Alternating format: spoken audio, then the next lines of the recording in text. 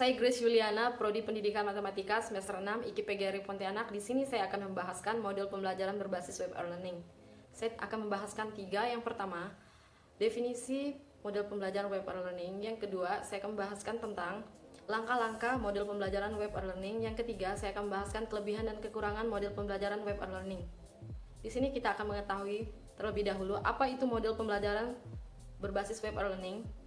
Model pembelajaran berbasis web e-learning adalah suatu proses pembelajaran yang menggunakan sistem media teknologi yang sudah canggih di era global, maka memberikan kemudahan seorang siswa memahami suatu materi yang diberikan oleh pendidik atau guru, dan sebaliknya, guru dapat memberikan pembelajaran yang jauh lebih efektif mengikuti zaman yang sudah pesat teknologi, baik dalam memberikan video, animasi, ilustrasi, ataupun gambar, yaitu dapat memudahkan pemahaman siswa. Dalam bukunya Rusman 2013, halaman 335 menjelaskan bahwa pembelajaran berbasis web atau populer dengan sebutan web-based education atau kadang disebut e-learning dapat didefinisikan sebagai aplikasi teknologi web dalam dunia pembelajaran untuk sebuah proses pendidikan.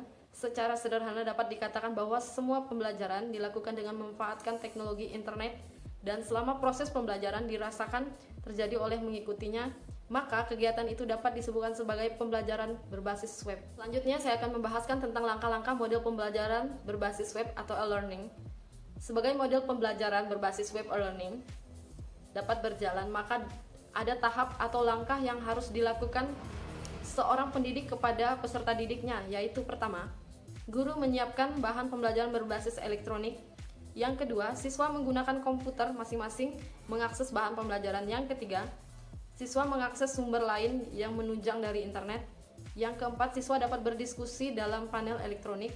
Yang kelima, guru mengawasi siswa agar belajar sesuai dengan yang direncanakan. Yang keenam, siswa mengerjakan evaluasi berbasis elektronik pada komputer masing-masing. Yang ketujuh, siswa bersama guru menarik kesimpulan umum dari pembelajaran yang telah dilakukan atau yang telah dipelajari.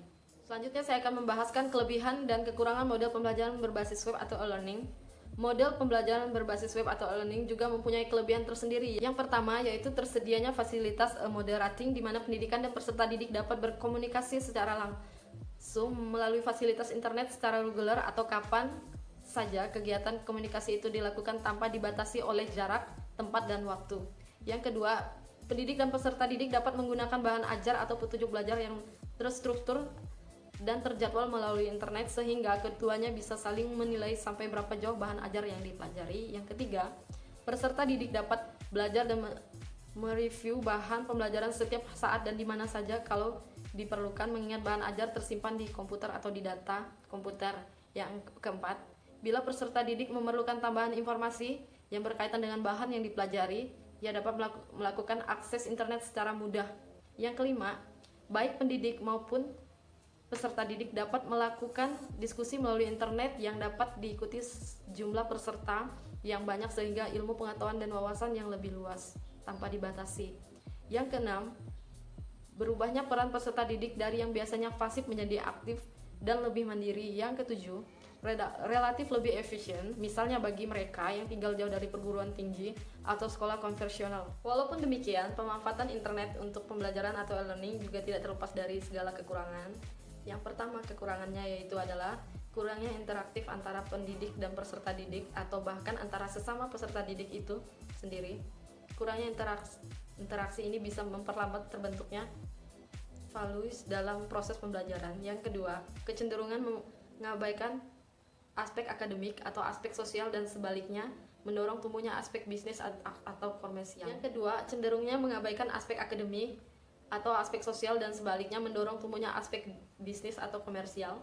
Yang ketiga, proses pembelajarannya cenderung ke acara pelatihan daripada pendidikan. Yang keempat, berubahnya peran pendidik dari yang semula menguasai teknik pembelajaran konvensional, kini juga dituntut untuk mengetahui teknik penggunaan yang menggunakan ICT atau medium komputer.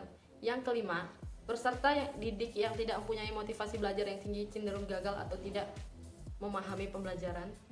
Yang keenam, tidak semua tempat tinggal tersedia fasilitas internet. Yang ketujuh, kurangnya tenaga yang mengetahui dan memiliki keterampilan mengoperasikan internet. Yang kedelapan atau yang terakhir, kurangnya personel dalam hal penguasaan bahasa pemrograman komputer. Demikian pembahasan dari saya mengenai model pembelajaran berbasis web e-learning. Kurang dan lebihnya saya minta maaf. Terima kasih.